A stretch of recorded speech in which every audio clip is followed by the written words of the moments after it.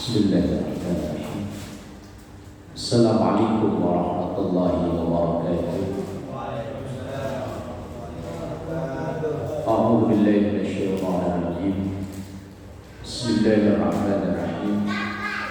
Alhamdulillahirabbil alamin. Wassalatu wassalamu ala sayyidina wa maulana Muhammadin wa ala alihi wa ashabihi ajma'in. Amma ba'du.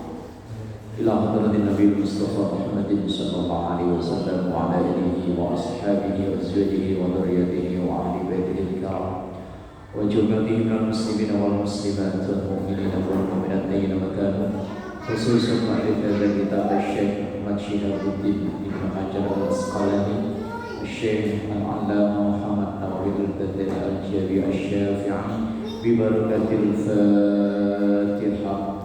A'udzu billahi minasyaitonir rajim. Bismillahirrahmanirrahim. Alhamdulillahi rabbil alamin arrahmanir rahim maliki yaumiddin. Iyyaka na'budu wa iyyaka nasta'in. Ihdinas siratal mustaqim. Siratal ladzina an'amta 'alaihim ghairil maghdubi 'alaihim waladdallin. Amin. Bismillahirrahmanirrahim.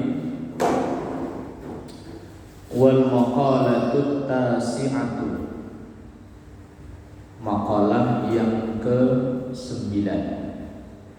Bab 5 maqalah 9.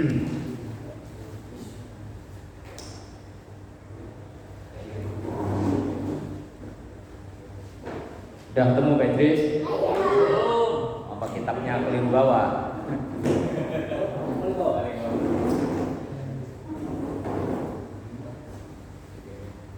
Halaman berapa? Kok Satile? 32.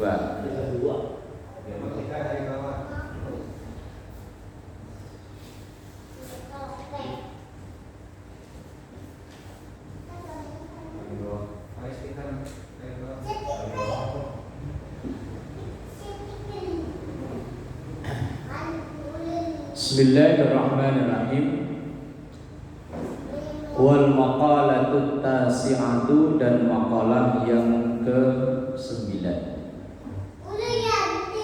An Abdillah bin Amr bin al-As, dari Abdullah bin Amr bin As radhiyallahu anhuma, semoga Allah meridhai keduanya, yaitu Abdullah dan Amr. Sementara As, bapaknya Amr, tidak didoakan karena As ini namanya As bin Wa'il, meninggal masih belum iman. Kalau seseorang meninggal dalam keadaan tidak iman, maka tidak berhak untuk didoakan. Dalam ayat Rabbana ighfir lana wa li ikhwanina alladzina sabaquna bil iman. Jadi yang didoakan yang meninggal dalam keadaan iman. Nah, yang meninggal dalam keadaan iman dari ketiga orang itu kan Abdullah, kemudian Amr dan As. As itu kakeknya, Amr bapaknya, Abdullah itu cucunya. Artinya an Abdillahi wa an Amr, yaitu dari Abdullah dan Amr. Berarti yang didoakan cuma dua ini. Apa kata Abdullah bin Amr bin As? Khamsun, ada 5. Man, siapapun, kunna, yang ada di dalam 5 itu, ai ijtama'nya, berkumpul 5 itu, fihi, di dalam orang tersebut. Orang kalau dalam dirinya ada 5 hal, sa'ida, maka akan bahagia. Fid dunya, di dunianya, wal akhirati, dan akhiratnya. Orang yang dalam dirinya ada 5 hal ini, maka akan bahagia dunia dan akhirat. Awwaluha, sini loh Pak Haji, biar gak dingin Pak Haji. Nah, karpet biar gak dingin biar dingin.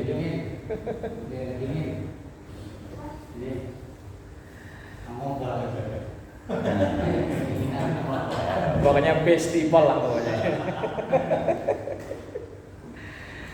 Awaluha, yang pertama, ayyadhkura la ilaha illallah Muhammadur Rasulullah. Orang yang selalu berzikir dengan kalimah thayyibah, kalimah tauhid atau kalimah tahlil. Namanya banyak, la ilaha illallah. Bisa disebut kalimah thayyibah, bisa disebut kalimah tauhid, bisa disebut kalimah tahlil. Makanya kalau ada yang melarang membaca tahlil, itu berarti melarang membaca la ilaha illallah. Yang melarang baca la ilaha illallah cuma setan. Saya nggak melarang tahlil, yang saya larang tahlilan. Cuma ketambahan an aja kak ya, dipermasalahkan. Tahlil boleh, tahlilan nggak boleh. Sholawat boleh, sholawatan nggak boleh. Sarungan nggak boleh, sarungan ya bodoh.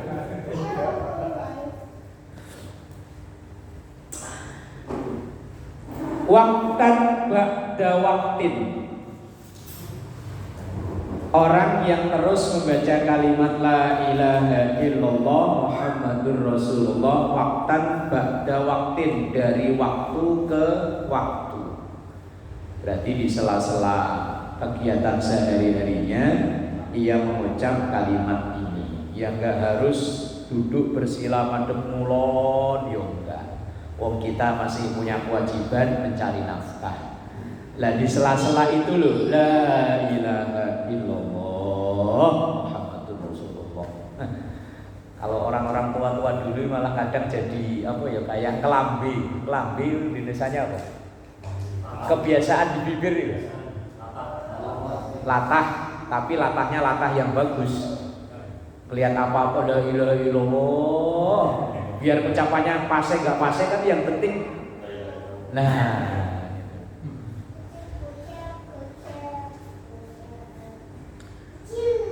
Ruya diriwayatkan annahu sallallahu alaihi wasallam, bahwa Rasulullah sallallahu alaihi wasallam bersabda, aksiru, perbanyaklah zikrallahi azza wa jalla, mengingat Allah Ta'ala.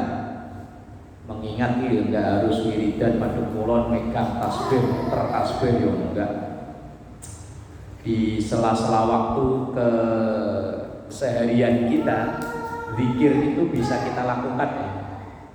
Lagi jalan lihat perawan cakep banget, lah subhanallah, orang kok dicipta kayak begitu ya Allah. Habis itu melihat yang bodinya kayak slender, astagfirullahaladzim. Oh, kan zikir ya. Iya. Zikir itu kan yo nggak harus madhep mulon. Kalau yang pensiun kayak Pak Haji ya madhep mulon, wiridan, megang tasbih Pak Haji. Pak Ustadz Tile masih lagi bikin kitchen set, tangannya keketok, astagfirullahaladzim. Itu kan zikir namanya. Ala kulli halin, dalam setiap keadaan, bahwa memang dalam setiap keadaan itu kan ada zikirnya.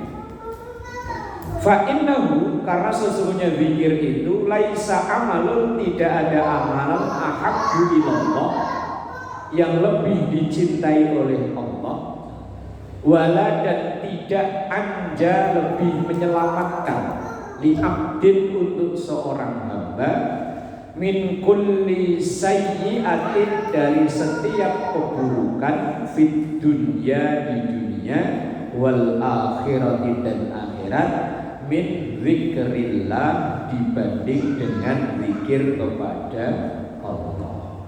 Bahasa ringkasnya, tidak ada amalan yang lebih dicintai oleh Allah dan lebih menyelamatkan dari bermacam keburukan kecuali zikir. Artinya zikir inilah yang menyelamatkan kita. Ya tadi, wazkurullaha qiyaman. Zikirlah kepada Allah qiyaman dalam keadaan berdiri. Lagi kerja Pak Eko kerja berdiri atau duduk perban Pak? Berdiri, ya iya kan, qiyaman berdiri. Wa qu'udan kerjanya duduk. Bahkan wa ala junubihim lagi rebahan. Ya Allah, cicilan. Ya kan zikir kan? Nah iya kan, lagi pas ngorban, blek langsung begini. Ya Allah, jatuh tempo besok. Lah kan zikir itu namanya. Zikir kan ya enggak harus tadi madep ngulon, enggak di kapan-kapan lagi main catur Pak Ji. Enggak ngelihat seter kemakan. Astagfirullahaladzim. Colongan. Lah orang zikir kan di mana aja bisa. Mau ngangkat galon, bismillahirrahmanirrahim. Ya kan zikir. Zikir di mana saja. Lagi galau ya. Udah diamali Pak Parti ya. Emang ngesal menjelang tanggal 7 ya. Hasbiyallah wa ni'mal wakil. Saya lagi kantor anak itu saya mau bapak belajar anak ya karena jauh dia tapi bilang lah kan zikir kan ya. Iya karena jauh dia kita ambil dikit. Nah iya, walaupun dalam keadaan kesel kan tetap zikir pada Allah, ini yang luar biasa nih. Atau paling tidak kalau kita nggak bisa zikir, menyebabkan orang lain jadi berzikir, Pak Haji ya. Seandainya jalan itu nggak Pak Haji ambil, mungkin orang itu nggak baca la ilaha illallah lah ini. Ambil kena sedang dia. Loh itu. Orang kalau menyebabkan kebaikan, maka kan orang itu akan dapat transferan kebaikan pula. Saya pernah mendengar di potongan video bercandaannya Gus Dur, Ustadz sama supir Metro Mini, ntar masuk surganya duluan supir Metro Mini. Lah kok bisa Gus? Kalau Ustadz kadang orang diajak zikir malah pada ngantuk, pada khusyuk kelihatannya tapi ngantuk. Tapi orang naik Metro Mini, supirnya penumpang kan astagfirullah, lah penumpangnya takut kecelakaan kan zikir terus. Lah orang yang menyebabkan zikir maka ia akan memperoleh pahala sama dengan orang yang zikir. Makanya Ustadz sama supir Metro Mini, masih ada Metro Mini? Udah nggak ada ya? Udah nggak ada. Apa gantinya sekarang? Jacklingo. Lah umpama Jacklingo kebut-kebutan, bos penumpangnya langsung astagfirullah Pak, pelan-pelan, astagfirullah. Lah kan menyebabin orang zikir namanya ya. Saya itu tapi dikit-dikit cuma sewa gitu. Ya. Yang penting kan zikir kan. Jalanan depan itu nggak dibagus-bagusin, itu orang biar selalu zikir. Goblok, astagfirullahaladzim. Nah, kalau jalannya bagus, nggak zikir malah.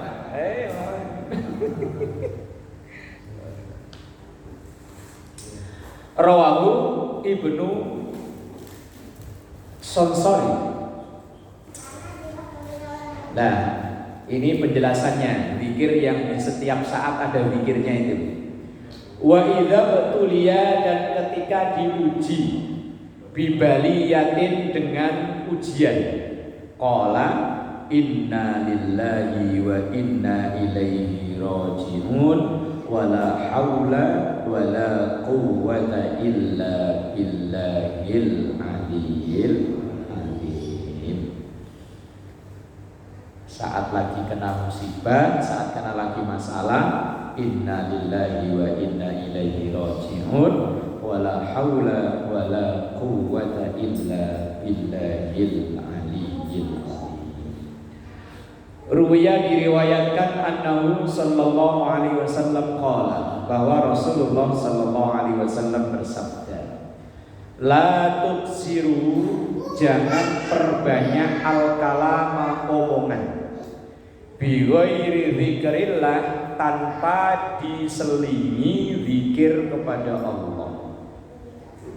Jadi obrolan kita itu biar tidak dikena larangan Allah, ya kita sela-selai dengan zikir. Loh kan, zikir. Cuman sayang kadang kalau dikagetin yang disebut bukan asma Allah sih ya. Punya orang disebut. Mending punya saya sendiri, punya orang lain malah yang disebut. Fa inna kasratal kalam, karena sesungguhnya kebanyakan ngomong, bi ghairi dzikrillah, tanpa zikir kepada Allah, itu qaswatul qalbi, menyebabkan hati menjadi keras. Orang kalau keras hati itu kan repot ya, dinasihatin gak mempan, diomongin kayak apa sudah keras hati. Lah orang yang menyebabkan keras hati diantaranya orang yang terlalu banyak ngomong tapi tidak diselingi dengan zikir. Wa inna abadan nas, bahwa sesungguhnya sejauh-jauhnya orang minallahi, dari Allah, itu al-qalbul qasi, orang yang punya hati yang keras, orang yang gak bisa dinasehati, orang yang gak mau terima nasihat. Kalau dia dinasehatin itu dikiranya benci. Padahal orang mau nasehatin kita, orang mau ngingetin kita itu kan pertanda peduli.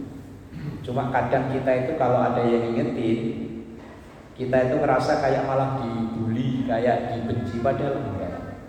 Orang yang mau ngingetin kita itu berarti kan peduli. Lah kalau kita jungkir balik orang udah bodo amat, berarti dia enggak peduli. Lah sebaik-baiknya orang itu kan watawasau bil haq watawasau bis, yang mau saling menasehati dalam kebenaran dan saling menasehati dalam kesabaran. Rawahu at-Tirmidzi.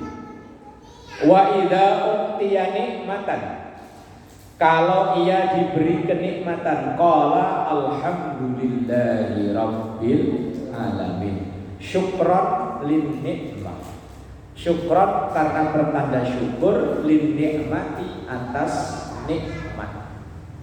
Saat lagi syukur ya alhamdulillah, saat lagi kena musibah ya innalillah. Bahkan di Jawa itu dulu ada kiai namanya Kiai Syahid kalau nggak salah. Cuman orang-orang nyebutnya itu Kiai Alhamdulillah. Karena informasi apapun, kejadian apapun yang nyampe ke dia, pasti sambutannya, ucapannya alhamdulillah. Sampai orang-orang nyebutnya dia itu ya Kiai Alhamdulillah. Lah pesantrennya namanya orang-orang nyebutnya ya pesantren Alhamdulillah. Sampai satu saat dulu kalau lewat Pantura, saya kan kalau pulang kampung lewati Kudus, Demak nggak baik, enggak ya? Kon dari Semarang langsung ya. Dulu kan di Demak, Kudus itu kan ada WC terpanjang. Orang MCK kan di pinggir kali, pinggir jalan raya itu, yang dilewati bis Surabaya Semarang, itu kan lewatin itu. Lah kalau sore jam 4 itu kan sepanjang jalan kayak di kali itu kan orang pada mandi, pada nyuci. Lah namanya orang mandi kan kadang yo, ayo pakai, cuman kacamata kuda. Nah rombongan dari kiai-kiai dari Rembang, dari Pati, dari Blora mau ada acara di Semarang. Lah melewati daerah Demak itu tadi, Lah kiai-kiai kita ngelihat ibu-ibu yang mungkin pada telanjang pada mandi, astagfirullahaladzim, astagfirullah. Lah kiai yang syahid tadi karena kebiasaan alhamdulillah, dia langsung alhamdulillah. Alhamdulillah.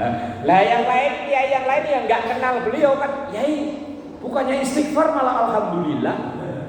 Lah yang kenal sama beliau malah terus klarifikasi. Lah jangankan cuman lihat begitu. Wong dulu konon katanya sawahnya itu gagal panen semuanya ini. Ketika dikasih kiai, ini tahun ini kita gagal panen, santri-santri nanti makannya gimana? Beliau bilangnya alhamdulillah. Ya konon Syekh Abdul Qadir Al-Jailani wallahu alam itu beliau wiridannya yang banyak juga alhamdulillah. Sampai-sampai beliau itu punya 3 anak laki-laki yang meninggal secara berurutan. Lah setiap anaknya meninggal, kalau kelas awam kayak kita ini kan ya innalillah. Lah ini beliau asal anaknya meninggal, ada yang takziah alhamdulillah. Ada yang takziah anak berikutnya meninggal alhamdulillah. Tapi ya jangan ditiru Pak. Bahaya. bahaya. Umpama ya kita punya orang tua meninggal. Lah kok kita alhamdulillah orang-orang langsung suudon. Wah wes, apalagi bininya. Wah wes, masalah. Lebih disakit malah alhamdulillah. Wah wes, masalah. Ya makanya wirid itu semuanya baik, tapi kalau diwiridkan di halayak umum, ya ikuti umumnya aja. Kalau lagi susah ya innalillah, lagi seneng alhamdulillah.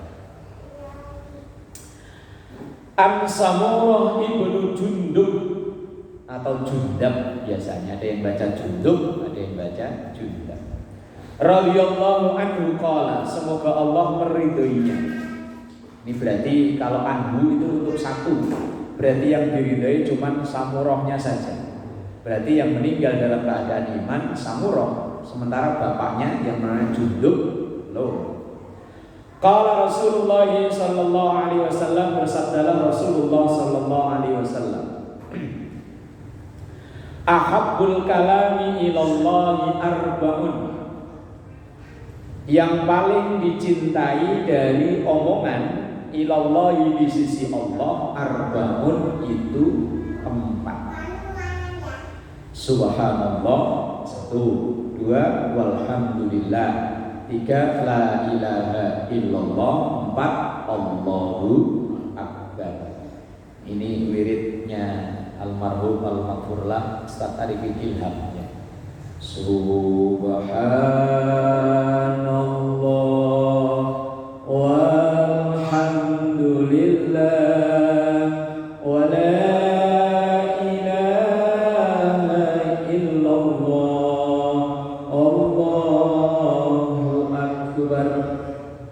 beliau kalau zikir kan selalu itu ya dibacakan ya di awal-awal zikir selain zikir-zikir yang lain.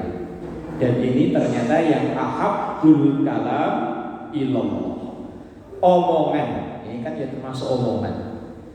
Ucapan, bacaan yang paling dicintai oleh Allah itu 4 itu, yaitu subhanallah, maha suci Allah. Alhamdulillah, segala puji milik Allah. La ilaha illallah, tidak ada Tuhan selain Allah, dan Allahu Akbar. Nah ini ketika mengucapkan Allahu Akbar, baik di dalam sholat maupun di luar sholat, agak hati-hati, karena kalau salah ucap nanti artinya berubah.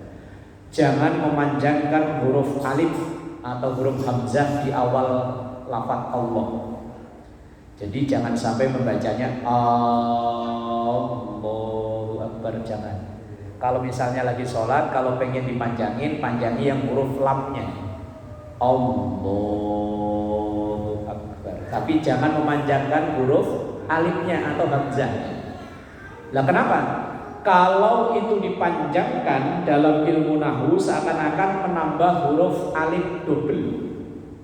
Aslinya huruf alifnya kan 1, Allah. Kalau dibaca panjang itu seakan-akan alifnya 2, jadi Allah. Lah kalau alif di awal kalimat itu namanya alif istifham. Istifham itu untuk bertanya.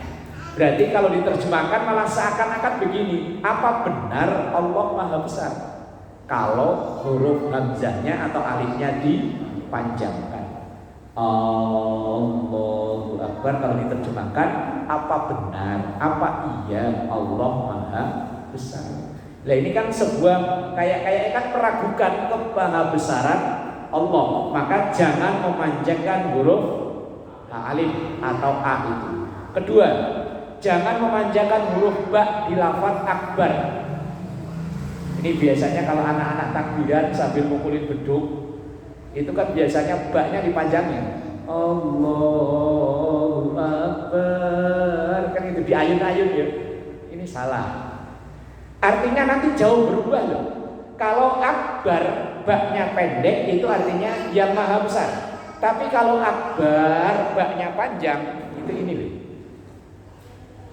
Kalau benda wadah begini bagian atas kan namanya tutup. Kalau bagian bawah apa namanya? Nah itu. Kalau ba-nya dipanjangkan artinya itu. Kalau ini dipanjangin akbar itu artinya ini. Apa Pak itu? Pantat. Iya. Artinya jauh berubah ya. Kalau Allahu Akbar, Allah Maha Besar. Tapi kalau akbar itu artinya ini. Hati-hati yang punya anak, punya cucu namanya Akbar ya.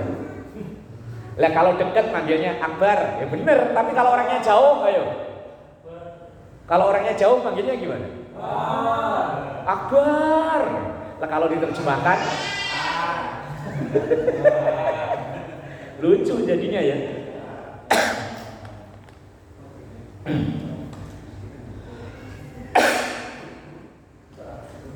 Ora mateng-mateng kok Joko Tarub masak nasi.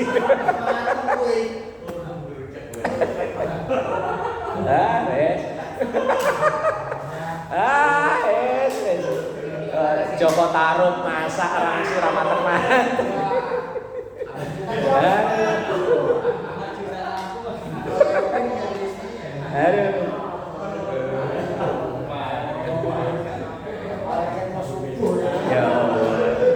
Yang ngeselin itu kadang kita mau keluar nyetrekin Magicom beli lauk, begitu nyampe rumah harapannya mateng ternyata wah kesel itu kalau kesel begitu loh gitu. Nah iya kan.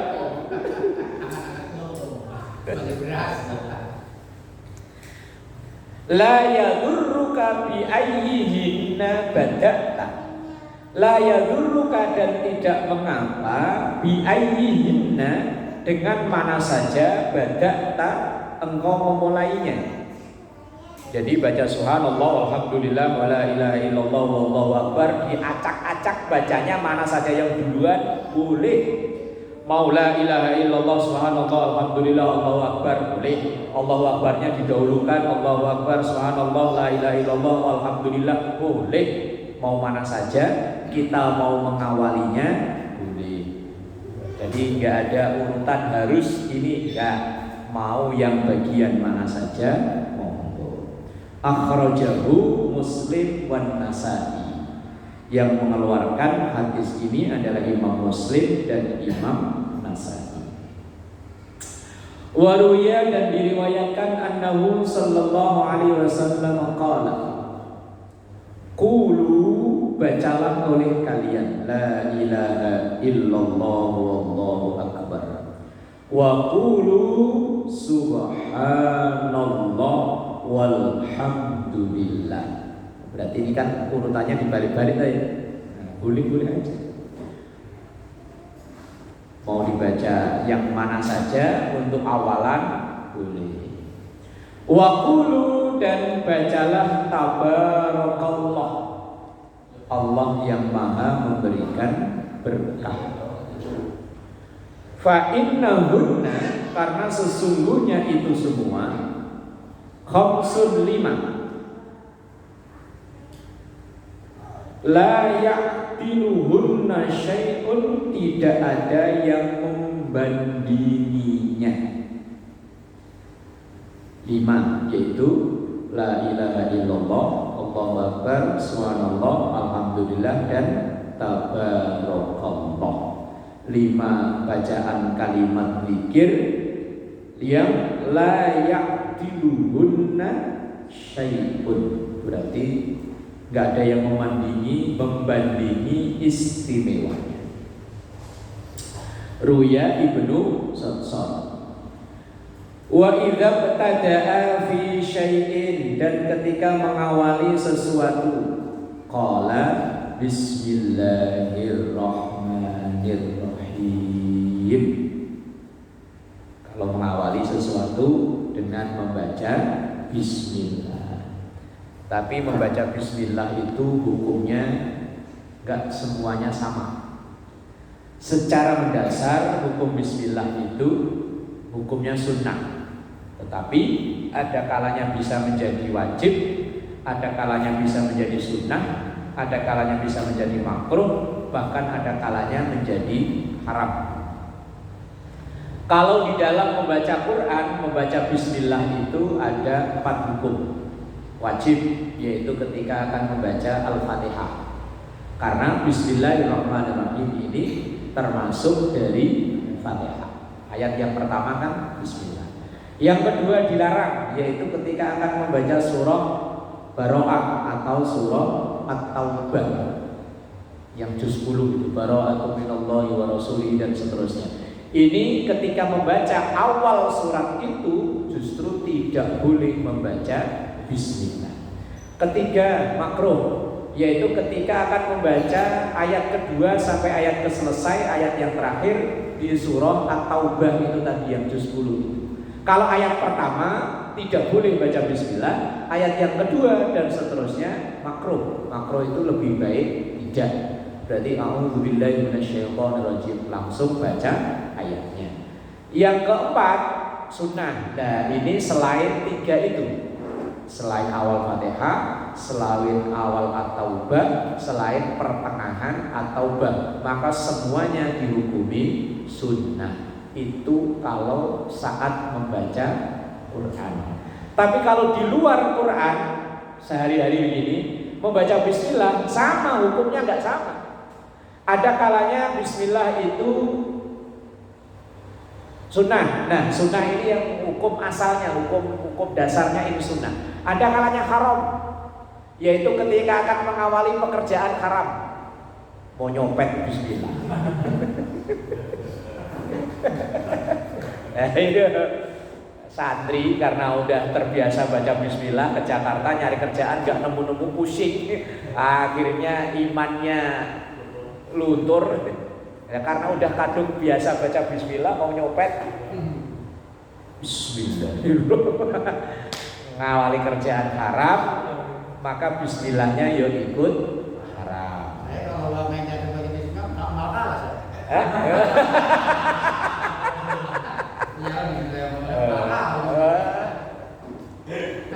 Karena lawannya lebih pinter ya. Kalau lawannya nggak lebih pinter ya menang insya Allah. Lah kalau perkara mubah, catur hukumnya aslinya apa sih? Mubah ya. Aslinya mubah. Tapi ya bisa berubah menjadi haram. Kalau gara-gara main catur nggak sholat, gara-gara main catur malah jamnya berangkat kerja nggak berangkat, jadi haram. Tapi bisa jadi wajib Pak Haji. Loh, umpama orang memang penghasilannya dari itu, kerjanya memang itu main catur. Lah atlet kan dia bertanding dengan membawa nama baik negaranya, kalau perlu dengan membawa nama baik agamanya, maka pertandingannya itu ya bisa dihukumi wajib. Dia dapat nafkah dari situ, yang penting ya tidak judi. Segala sesuatu kalau dalam selain ibadah itu kan hukumnya mubah selama tidak ada larangan yang jelas. Kalau bahasa fikihnya nggak ada larangan yang qat'i. Asal nggak ada larangan yang jelas, maka semua yang dilakukan di muka bumi ini asalnya boleh. Ya tadi mancing ya asalnya boleh. Tapi kalau gara-gara mancing nggak sholat, nggak kerja, ya jadi haram mancing. Tapi bisa jadi wajib lah, para nelayan itu memang kerjaannya itu. Mancing dia mau apa? Lah itu bisa jadi haram. Wa idza btada'a fi syai'in qala bismillahirrahmanirrahim. Ketika akan mengawali sesuatu yang mubah, maka itu bisa menjadi sunnah. Kita kerja itu kan aslinya, kalau kerjanya sih wajib, cuman jenis kerjaannya itu kan mubah, nggak ada hukum apa-apa. Kalau kerja wajib, mencari nafkah wajib, tetapi jenis pekerjaannya itu, jenis pekerjaan yang dulu zaman Nabi kan nggak ada. Lah kalau semuanya harus ikuti Nabi itu, wah semuanya kita itu makan bid'ah. Zaman Nabi nggak ada yang jualan galon, ya. Zaman Nabi nggak ada tukang las, nggak. Zaman Nabi nggak ada tukang bikin kitchen set, nggak ada. Lah kalau ngikuti Nabi nggak ada zaman Nabi semuanya bid'ah, ya kita semuanya. Kalau dalam urusan dunia semuanya itu mubah, awalnya mubah, kecuali ada larangan yang qot'i. Qot'i itu yang nyebutnya langsung atau alasannya. Kayak misalnya ganja memang ada zaman Nabi. Terus apa? Yang sejenisnya, ya pokoknya yang sejenis lah, sabu-sabu. Lah memang zaman Nabi nggak ada, tapi kan ilat itu alasan yang sangat bahasanya yang enak itu, yang sama, yaitu kalau zaman Nabi kan hanya khamr, yang alasan menyebabkan otak rusak. Alasannya kan itu. Kalau yang menyebabkan otak rusak terus kemudian diteliti oleh para ahli, kemudian disimpulkan, nah udah hukumnya berarti ilatnya sama. Ilat itu alasan kenapa benda itu dihukumi haram, benda itu dihukumi boleh, itu namanya ilat. Lah sabu terus ganja dan lain-lain itu kan ilatnya, alasannya merusak otak, sama dengan khamr. Kalau dalam dalam hadis kan al-khamru ummul khaba'is, bahwa khamr mabuk itu induk awalnya dosa.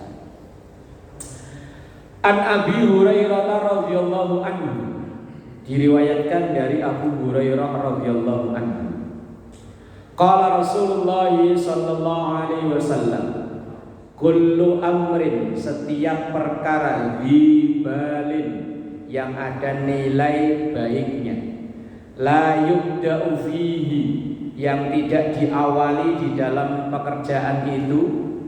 Di situ bismillah atau alhamdulillah? Bihamdillah ya. Nah, ini redaksinya ada yang bismillah, ada yang alhamdulillah. Saya udah cross check di kitab lain. Setiap pekerjaan yang tidak diawali dengan alhamdulillah. Kalau dalam redaksi lain tidak diawali dengan bismillah, fahuwa aktok, maka putus. Putus itu artinya putus berkahnya. Mungkin pekerjaannya berhasil, tetapi berkah dari pekerjaannya itu yang putus. Makan nggak bismillah ya berhasil makan, ya kenyang ya. Tapi kalau nggak bismillah, takutnya habis makan bukannya tambah semangat malah ngantuk. Ayo yang kerja habis makan siang bukannya kerjanya makin semangat malah ngantuk ya. Perut kenyang malah merem. Wis malah sholatnya telat, kerjanya telat, wah wis angel. Itu berarti ada tanda keberkahannya putus, hilang. Maka ya setiap pekerjaan kita yang ada nilai baiknya ya awali dengan bismillah. Kalau orang-orang tua dulu itu mau ngapa-ngapain ya mending baca bismillahnya jelas, juga jelas. Kadang orang-orang tua itu Bismillahirrahmanirrahim. Karena yakinnya mantep ya jadi ya sembuh. Orang nyakit apa dulu sakit perut asal diambilin daun jarak langsung dibaca Bismillahirrahmanirrahim udah sembuh. Kalau kita yang baca fasih Bismillahirrahmanirrahim tapi gak yakin juga sembuh.